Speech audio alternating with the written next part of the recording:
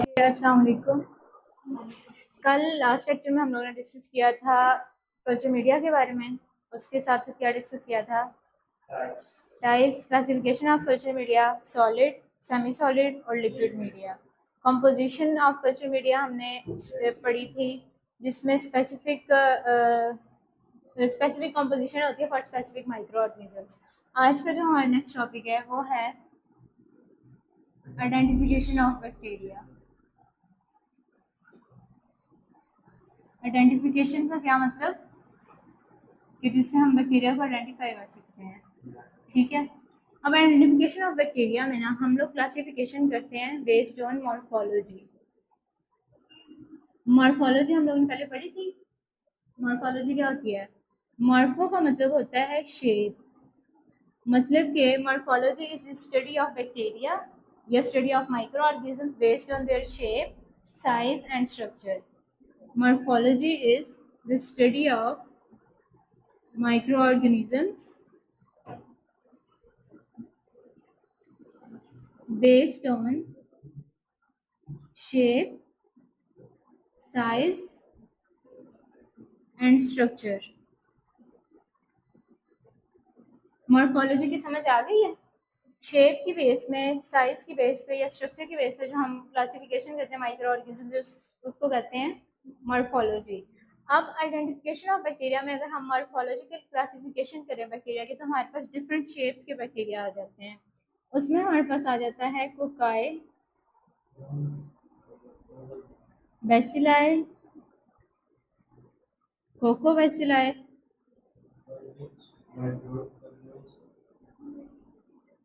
स्पाइरोचीट्स and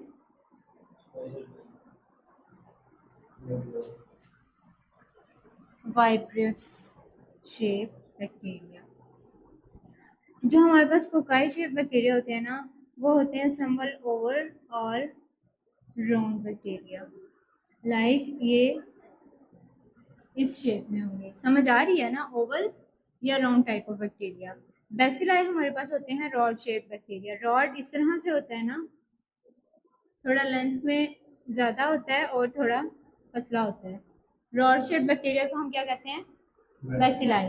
अब cocoa bacilli का क्या मतलब है? जो कि इन दोनों का मिक्सचर होंगे, लाइक शॉर्ट होंगे। ये कोको में भी आ जाएगा और रॉड में भी आ जाएगा। इन दोनों का मिक्सचर जो होगा ना, उसको कोको बेसिलाई करेंगे। इसकी शेप कुछ इस तरह से होगी, शॉर्ट और थोड़े से थिक भी होंगे। स्पाइरोचीट्स हमारे पास, स्पाइरो से याद रखिए, ये स्पाइरल शेप बैक्टीरिया होंगे। स्पाइरल हम किसको कहते हैं? इसको, ये जो चीज़ हमारे पास होती है ना, इसको हम स्पाइरल कहते हैं। ठीक है। विब्रियस हमारे पास होते हैं कॉमा शेप बैक्टीरिया, कॉमा इस तरह से।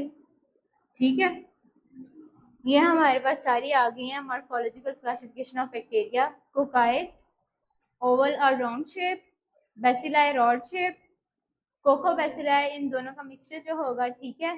स्पाइरोचीट्स स्पाइरल शेप और विब्रियस कॉमा शेप बैक्टीरिया। ठीक है, मॉर्फोलॉजिकल क्लासिफिकेशन भी समझ आ गई। उसके बाद हम लोग मूव करते हैं classification on the basis of gram staining. कल हम लोगों ने ग्राम स्ट्रेनिंग के बारे में पढ़ा था। क्या होती है ग्राम स्ट्रेनिंग?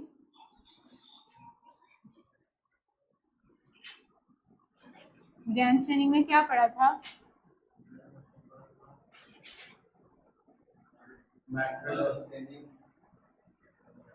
फायदा क्या होता है हमारे पास ग्राम स्ट्रेनिंग का? इसको एक कलर देते हैं स्पेसिफिक। कौन सा कलर देते हैं? पर्पल कलर देते हैं। ग्राम का जो कलर होता है पर्पल कलर होता है। उसके रिजल्ट्स में हमारे पास क्या आया था? हमने क्या फाइंड किया था? जो बैक्टीरिया पर्पल कलर शो करेंगे वो ग्राम पॉजिटिव होंगे, और जो नहीं शो करेंगे वो ग्राम नेगेटिव होंगे। अब ग्राम स्ट्रेनिंग की बेस पे जो क्लासिफिकेशन करनी है ना, उसमें हम ग्राम पॉजिटिव की बेस पे भी करेंगे फर्दर क्लासिफिकेशन, और ग्राम नेगेटिव की बेस पे भी करेंगे। ठीक है। अच्छा, अगर हम ग्राम पॉजिटिव की सबसे पहले डिस्कस करें क्लासिफिकेशन, इसमें हम कुछ टर्म्स को पहले देख लेते हैं। एक आ जाती है हमारे पास कैटालेज। कैटालेज हमारे पास एक एंजाइम होता है कैटालेज प्रोडक्शन। कैटालेज हमारे पास एक एंजाइम होता है। एंजाइम का पता क्या होता है? किसी भी प्रोसेस के लिए, किसी भी, जैसे हमारे पास फूड की डाइजेशन होती है, फूड को डाइजेस्ट करने के लिए हमारे पास कुछ स्पेसिफिक एंजाइम्स यूज होते हैं जो हेल्प करते हैं प्रोसेस को कंप्लीट करने के लिए। फूड के डाइजेशन और या उसमें भी एंजाइम्स हेल्प करेंगे। कुछ केमिकल्स होते हैं जो हमें हेल्प करते हैं डिफरेंट प्रोसेस में। ठीक है, कैटालेज एक एंजाइम का नाम है। समझ आ रही है? कैटालेज एक एंजाइम का नाम है। जो ऑर्गेनिजम्स कैटालेज प्रोडक्शन करेंगे उनको हम कहेंगे कैटालेज पॉजिटिव, और जो नहीं करेंगे उनको हम बोलेंगे कैटालेज नेगेटिव। जो कैटालेज की प्रोडक्शन करेंगे कैटालेज पॉजिटिव, और जो नहीं करेंगे वो कैटालेज नेगेटिव। कैटालेज के अलावा हमारे पास एक एंजाइम होता है कोएगुलेज। कोएगुलेज काज करता है कोएगुलेशन, जैसे ब्लड क्लॉटिंग होती है ना, उसको हम कहते हैं कोएगुलेशन। कोएगुलेज भी एक एंजाइम है। अब जो ऑर्गेनिज्म कोएगुलेज प्रोड्यूस करेंगे उनको हम कोएगुलेज पॉजिटिव बोलेंगे, और जो नहीं करेंगे उनको हम कोएगुलेज नेगेटिव बोलेंगे। ठीक है, इन दो एंजाइम्स की समझ आ गई। उसके बाद हमारे पास एक और आता है प्रोसेस हीमोलाइसिस का। हीमोलाइसिस का मतलब है breakdown of RBCs, red blood sales. ये तीनों टर्म्स आप लोगों ने याद रखनी है ग्राम पॉजिटिव की क्लासिफिकेशन से पहले। Catalyst production, catalyst enzyme production, जो कैटालिस्ट प्रोड्यूस करेंगे वो कैटालिस्ट पॉजिटिव, जो नहीं करेंगे वो कैटालिस्ट नेगेटिव। कोएगुलेज एंजाइम प्रोडक्शन, जो कोएगुलेज प्रोड्यूस करेंगे वो कोएगुलेज पॉजिटिव माइक्रो ऑर्गेनिजम्स, और जो नहीं करेंगे वो कोएगुलेज नेगेटिव। इसके अलावा एक प्रोसेस आ जाता है हीमोलाइसिस। हीमोलाइसिस का मतलब breakdown of red blood sales. ठीक है,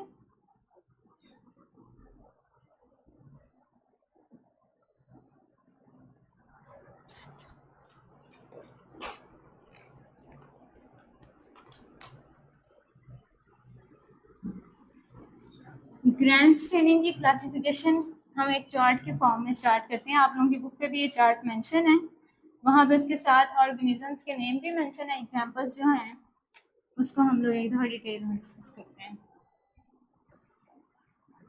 किस बेस पे क्लासिफिकेशन करनी है हमने, किस तरह क्लासिफिकेशन, किस बैक्टीरिया क्लासिफिकेशन करनी है? ग्राम पॉजिटिव की। क्लास में ध्यान नहीं है आप लोगों का?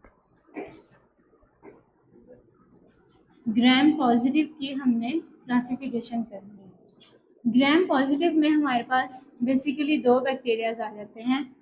एक आ जाता है कोकाए। कोकाए कौन से बैक्टीरियाज होते हैं? किस शेप के बैक्टीरिया होते हैं कोकाए? Oval shape. और रॉड शेप बैक्टीरिया होते हैं। ठीक है, इसमें हमारे पास दो बैक्टीरिया आ जाते हैं, कोकाए और रॉड शेप। कोकाए को आगे फर्दर डिवाइड करते हैं। मैंने आप लोगों को बताया कैटालेज एंजाइम के बारे में। इसको हम फर्दर डिवाइड करते हैं कैटालेज पॉजिटिव और कैटालेज नेगेटिव। कैटालेज पॉजिटिव क्या होते हैं? जो कैटालेज की प्रोडक्शन करते हैं, और कैटालेज नेगेटिव जो कैटालेज की प्रोडक्शन नहीं करते। अब कैटालेज हमारे पास फर्दर डिवाइड होता है दो में, एक कोएगुलेज पॉजिटिव और एक कोएगुलेज नेगेटिव। कोएगुलेज पॉजिटिव कौन सा होगा? जो कोएगुलेज प्रोड्यूस करेगा, और कोएगुलेज नेगेटिव जो कोएगुलेज प्रोड्यूस नहीं करेगा। ये हमारे पास आ गई कोकाई की क्लासिफिकेशन। नेक्स्ट हमारे पास आ जाती है कैटालेज नेगेटिव की क्लासिफिकेशन। इसमें मैंने आप लोगों को प्रोसेस बताया हीमोलाइसिस का। हीमोलाइसिस क्या होती है? Breakdown of red blood cells. अब हीमोलाइसिस के बेस पे कि कौन से micro organism breakdown of red blood cell करते हैं, इसमें हमारे पास फर्दर तीन टाइप्स आ जाती हैं, अल्फा, बीटा और गैमा। अल्फा को हम कहते हैं पार्शियल हीमोलाइसिस, बीटा को हम कहते हैं क्लियर हीमोलाइसिस या कंप्लीट हीमोलाइसिस, और गैमा को हम कहते हैं नो हीमोलाइसिस। हीमोलाइसिस हमारे पास क्या था, यहाँ पे ध्यान दें जरा। हीमोलाइसिस हमारे पास क्या था? Breakdown of red blood cells. अब जिस बैक्टीरिया में थोड़ी, पार्शियल का मतलब है हाफ या कुछ कुछ, जिस बैक्टीरिया में कुछ हद तक red blood cells break down हो जाएंगे उनको हम अल्फा कैटेगरी में डाल देंगे पार्शियल हीमोलाइसिस में। फिर आ जाती है बीटा कैटेगरी जिसका मतलब है क्लियर हीमोलाइसिस, जिसमें सारे red blood cells break down हो जाते हैं। ठीक है, haemolysis break down of red blood cells, और क्लियर का मतलब कि सारे रेड ब्लड सेल्स की ब्रेक डाउन हो जाती है, उसको हम डाल देंगे बीटा कैटेगरी में। थर्ड हमारे पास आ जाती है गैमा कैटेगरी, जिसमें कोई भी रेड ब्लड सेल्स की ब्रेक डाउन नहीं होता। ठीक है, कोई भी सेल हमारे पास ब्रेक डाउन नहीं हो जाती। ये हमारे पास किसकी आ गई, कैटालेज नेगेटिव की क्लासिफिकेशन। ठीक है, उसके बाद हमारे पास जो रॉड शेप बैक्टीरिया उनको हम दो में डिवाइड करते हैं। एक हमारे पास आ जाता है एरोबिक और एक एनारोबिक। एरोबिक हमारे पास कौन से हैं, जिनको ऑक्सीजन चाहिए होती है, और एनारोबिक जो विदाउट ऑक्सीजन जिनकी ग्रोथ हो जाती है। अब आप लोगों के पास बुक में आप लोग चेक करें, बुक में आप लोगों के पास हर क्लासिफिकेशन के नीचे उसकी एक एग्जांपल दी हुई है। ठीक है, जब आप लोगों ने टेबल याद करना है आपने उसके सारे एग्जांपल्स याद करनी है। एटलीस्ट एक एक एग्जांपल हर क्लासिफिकेशन के आप लोगों ने लाजमी याद करनी है। हाँ जी, क्लासिफिकेशन है ना। ग्राम पॉजिटिव हमारे पास दो बैक्टीरिया आ जाते हैं, एक कोकाई और एक rod shape. Cocci Oval shape, rod shape. Cocci की रॉड शेप तो सिंपल है, दो क्लासिफिकेशन है इसकी, एक एरोबिक और एक एनारोबिक। एरोबिक जिनको ऑक्सीजन चाहिए होती है ग्रोथ के लिए, और एनारोबिक जिनको ऑक्सीजन नहीं चाहिए। कोकाई में हमारे पास आगे दो टाइप्स आ जाती हैं। आप लोग ऐसे याद करो जैसे मैंने आप लोगों को पहले टर्म्स बताई हैं, एक कैटालेज बताई है, एक कोएगुलेज और एक हीमोलाइसिस। अब यहाँ पे देखो इसी तरह आ रहा है, कैटालेज फिर कोएगुलेज और फिर हीमोलाइसिस आ रहा है। ये तीन टर्म्स याद कर लो, आप लोगों को इजीली फ्लो चार्ट में याद हो जाएगा। ठीक है, कोकाई की क्लासिफिकेशन होती है कैटालेज प्रोडक्शन की बेस पे। जो प्रोड्यूस करेंगे कैटालेज वो कैटालेज पॉजिटिव, जो नहीं करेंगे वो कैटालेज नेगेटिव। कैटालेज पॉजिटिव आगे दो में डिवाइड, कैटालेज के बाद सेकंड टर्म कोएगुलेज थी, इस तरह से याद कर लो। फिर कोएगुलेज की बेस पे डिवीजन होगी, जो कोएगुलेज प्रोड्यूस करेंगे वो कोएगुलेज पॉजिटिव, और जो कोएगुलेज प्रोड्यूस नहीं करेंगे वो कोएगुलेज नेगेटिव। थर्ड टर्म हमारे पास कौन सी थी, हीमोलाइसिस की। हीमोलाइसिस का क्या मतलब है, breakdown of red blood cell. Catalase negative को हम इस बेस पे डिवाइड करते हैं तीन कैटेगरीज में, अल्फा बीटा गैमा। अल्फा जिसमें कुछ कुछ सेल्स ब्रेकडाउन होते हैं, बीटा जिसमें सारे सेल्स ब्रेकडाउन हो जाते हैं, और गैमा जिसमें कोई भी सेल्स ब्रेकडाउन नहीं होते। समझ आ गई है, अब इसकी याद करना मुश्किल तो नहीं है। ठीक है, नेक्स्ट हमारे पास आ जाती है ग्राम नेगेटिव की क्लासिफिकेशन।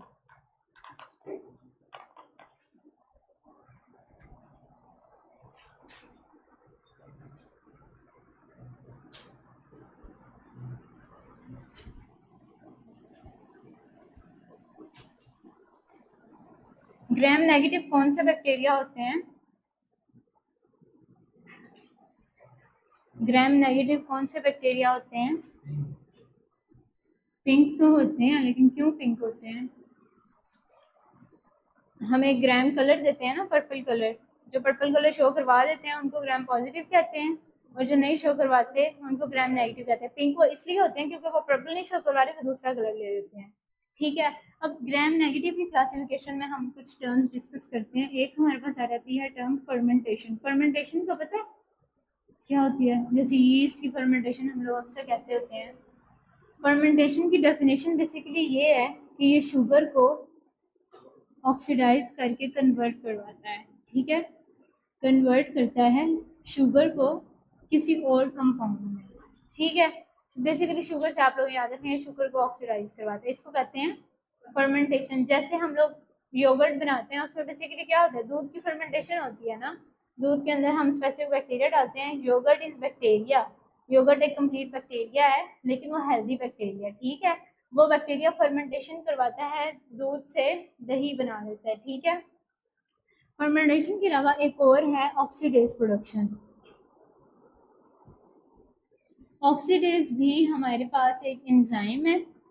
ठीक है, जो माइक्रो ऑर्गेनिज्म ऑक्सीडेज की प्रोडक्शन करवाएंगे उनको हम ऑक्सीडेज पॉजिटिव कह देंगे, और जो नहीं करवाएंगे ये भी हमारे पास एक एंजाइम है, और जो नहीं करवाएंगे वो क्या होंगे, ऑक्सीडेज नेगेटिव। इसके अलावा एक और टर्म हमारे पास आ जाती है माल्टोज। माल्टोज और ग्लूकोज भी, ये दोनों जो है ना ये शुगर है। ठीक है, इनकी हो सकता है कुछ माइक्रो ऑर्गेनिज्म फर्मेंटेशन करवा दें, कुछ हो सकता है ना करवाएं। फर्मेंटेशन शुगर को कन्वर्ट करता है ना, ठीक है, शुगर को ऑक्सीडाइज करते हैं। तो ये दोनों वो शुगर्स हैं जो ग्राम नेगेटिव क्लासिफिकेशन में आप लोगों ने याद रखनी है, माल्टोज और ग्लूकोज। अब जो ग्राम नेगेटिव की क्लासिफिकेशन है ना, सबसे पहले हम इसको डिवाइड करते हैं 3 टाइप्स ऑफ बैक्टीरिया में, एक कोकाई, एक रॉड शेप और एक होता है लियोमॉर्फिक। कोकाई कौन से होते हैं हमारे पास? Oval shape. रॉड कौन से होते हैं? Rod shape. और लियोमॉर्फिक का मतलब ये है कि ये चेंज होते रहते हैं, कभी कोकाई बन जाते हैं और कभी रॉड बन जाते हैं, इसमें वेरिएबिलिटी आती रहती है। ठीक है, ये किसी कोई भी शेप ले सकते हैं, कोकाई भी ले सकते हैं और रॉड भी ले सकते हैं। अब कोकाई को हम लोग फर्दर डिवाइड करते हैं माल्टोस फर्मेंटर में और माल्टोस नॉन फर्मेंटर में। माल्टोस हमारे पास क्या है?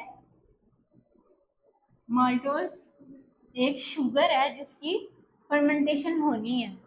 कोकाई में कुछ बैक्टीरिया ऐसे हैं जो इस शुगर की फर्मेंटेशन करवा देते हैं, ठीक है, वो होंगे माल्टोस फर्मेंटर। और कुछ बैक्टीरिया ऐसे हैं जो इस शुगर की फर्मेंटेशन नहीं करवाते, वो क्या होंगे? Maltose non fermenter. इस क्लासिफिकेशन की समझ आ गई। नेक्स्ट हमारे पास आ जाता है रॉड शेप को हम डिवाइड करते हैं लैक्टोज।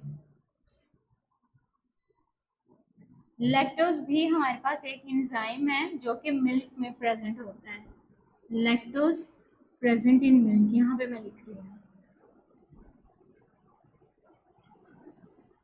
जिस तरह हमने माल्टोज का पढ़ा, कुछ माल्टोज फर्मेंटर होते हैं, कुछ माल्टोज नॉन फर्मेंटर होते हैं, इसी तरह हमारे पास कुछ लैक्टोज फर्मेंटर होते हैं और कुछ लैक्टोज नॉन फर्मेंटर होते हैं। इसका क्या मतलब है कि जो इसको इसकी फर्मेंटेशन करवा देंगे इस शुगर की, वो होंगे लैक्टोज फर्मेंटर, और जो माइक्रो ऑर्गेनिज्म इसकी फर्मेंटेशन नहीं करवाएंगे वो होंगे लैक्टोज नॉन फर्मेंटर। इसके आगे हमारे पास फर्दर टाइप्स आ जाती हैं लैक्टोज नॉन फर्मेंटर की। हमने पढ़ा ऑक्सीडेज के बारे में, कुछ होंगे ऑक्सीडेज पॉजिटिव और कुछ होंगे ऑक्सीडेज नेगेटिव। ऑक्सीडेज पॉजिटिव कौन से होंगे? जो ऑक्सीडेज एंजाइम बनाएंगे वो ऑक्सीडेज पॉजिटिव होंगे, और जो ऑक्सीडेज एंजाइम नहीं बनाएंगे वो ऑक्सीडेज नेगेटिव होंगे। लैक्टोज में हमारे पास 2 टाइप्स आ जाती हैं, एक हो सकती है फास्ट फर्मेंटर और एक स्लो फर्मेंटर। इनके नाम से तो पता चल रहा है ना क्या होता है। फास्ट फर्मेंटर कौन से होंगे? जो फास्टली फर्मेंटेशन करवा देंगे। और स्लो फर्मेंटर कौन से होंगे? जो थोड़ी स्लो फर्मेंटेशन करवाएंगे। अब यहाँ देखो दोबारा से, फर्मेंटेशन में एक हमें कॉन्सेप्ट पता होना चाहिए कि हमारी फर्मेंटेशन क्या होती है? शुगर की होती है। ठीक है, शुगर की ऑक्सीडाइज करता है कोई भी माइक्रो ऑर्गेनिज्म। जब शुगर को ऑक्सीडाइज करता है तो उसको हम कहते हैं फर्मेंटेशन। उसके बाद हमारे पास एक एंजाइम आ जाता है ऑक्सीडेज। जो माइक्रो ऑर्गेनिज्म ऑक्सीडेज प्रोड्यूस करेंगे उसको कहेंगे ऑक्सीडेज पॉजिटिव, और जो नहीं करेंगे वो ऑक्सीडेज नेगेटिव। इसके अलावा हमारे पास शुगर आ जाती है माल्टोज एंड ग्लूकोज। ठीक है, जो हमारे पास माल्टोज शुगर को फर्मेंटेशन करवा देंगे उनको हम क्या कहेंगे? Maltose fermenter. और जो नहीं करवाएंगे वो क्या होंगे? Maltose non fermenter. उनको हम ग्लूकोज फर्मेंटर भी कह सकते हैं। उन्होंने माल्टोज की तो नहीं करवाई लेकिन वो ग्लूकोज की करवा देंगे। ठीक है, जैसे हमारे पास माल्टोज नॉन फर्मेंटर है, इसको हम ग्लूकोज फर्मेंटर कह सकते हैं। ये माल्टोज की तो नहीं करवा रहा लेकिन ग्लूकोज की करवा रहा है। अब यहाँ पे आ जाओ, ग्राम नेगेटिव ग्राम पॉजिटिव की क्लासिफिकेशन में कौन से 2 बैक्टीरिया थे? कोकाई और रॉड शेप। ग्राम नेगेटिव में एक एक्स्ट्रा हो गया लियोमॉर्फिक, जो कि अपनी शेप चेंज करता रहता है, कोकाई भी बन जाता है और रॉड भी बन जाता है। ठीक है, इसकी फर्दर क्लासिफिकेशन कोकाई में हमारे पास माल्टोज की बेस पे हम डिवाइड करेंगे, कुछ माल्टोज फर्मेंटेशन करवाएंगे और कुछ माल्टोज फर्मेंटेशन नहीं करवाएंगे। रॉड शेप लैक्टोज की बेस पे होंगे, कुछ लैक्टोज फर्मेंटेशन करवाएंगे और कुछ नहीं करवाएंगे। लैक्टोज में फास्ट और स्लो फर्मेंटर्स आ जाएंगे, और लैक्टोज फर्मेंटर में कुछ लैक्टोज की फास्ट फर्मेंटेशन करवाएंगे फास्टली, और कुछ की स्पीड थोड़ी स्लो होगी। इसी तरह लैक्टोज नॉन फर्मेंटर में हमारे पास 2 आ जाएंगे, कुछ जो ऑक्सीडेज एंजाइम प्रोड्यूस करेंगे और कुछ वो होंगे जो ऑक्सीडेज एंजाइम प्रोड्यूस नहीं करेंगे। समझ तो नहीं आई होगी? आ गई है? अगर नहीं आई तो भी बता दो। सारी समझ आ गई है? इनकी एग्जाम्पल्स एक एक कम से कम बुक पे जो लिखी है आप लोगों ने याद रखनी है, एमसीक्यूज की फॉर्म में आ सकती है पेपर में, ठीक है। आप लोग नेक्स्ट देखो, आपकी बुक पे एक टेबल बना हुआ है। नेक्स्ट जो आपका टॉपिक है ना, study of common pathogens. Pathogens क्या होते हैं? पैथोजेंस क्या होते हैं? ये बिल्कुल आसान है, एक मिनट देखो तो सही। पैथोजेंस क्या होते हैं? Pathogens disease causing micro organisms को पैथोजेंस कहते हैं, और जो डिजीज नहीं काज करते उनको नॉन पैथोजेनिक कहते हैं। तो मैं यहाँ लिख दूँ,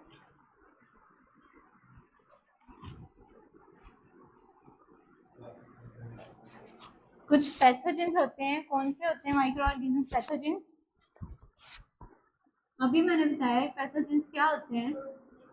डिजीज काजिंग को पैथोजेंस कहते हैं, और जो डिजीज नहीं काज करते हैं उनको नॉन पैथोजेंस।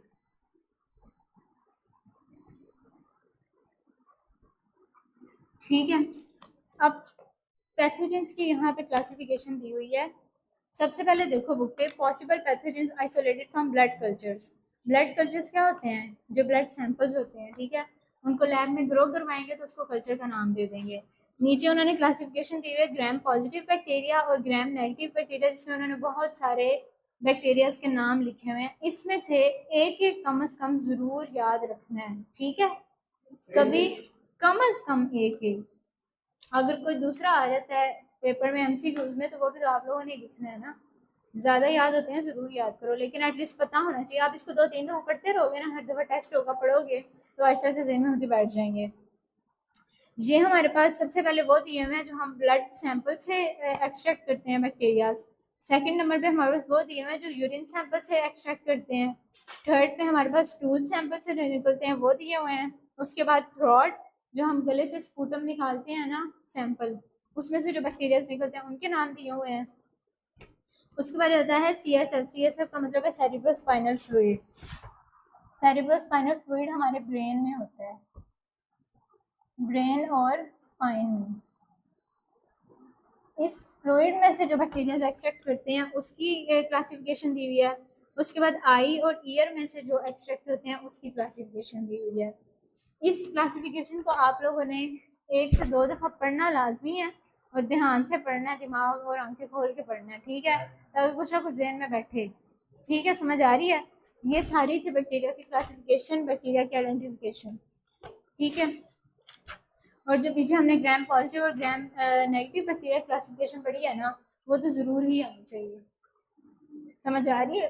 पहले आप लोग इसके जो डिफरेंट टर्म्स हैं वो याद रख लो, इसमें कौन कौन सी एंजाइम यूज हो रहे हैं, माल्टोज, ऑक्सीडेज और एक लैक्टोज। ठीक है, ये 3 याद रख लो, आप लोगों को आसानी हो जाएगी ये बाकी टेबल याद रखने में। ठीक है, ये आप लोगों ने क्लासिफिकेशन ज़रूर करनी है। हाँ जी, बस आज के लिए बस इतना ही। ओके।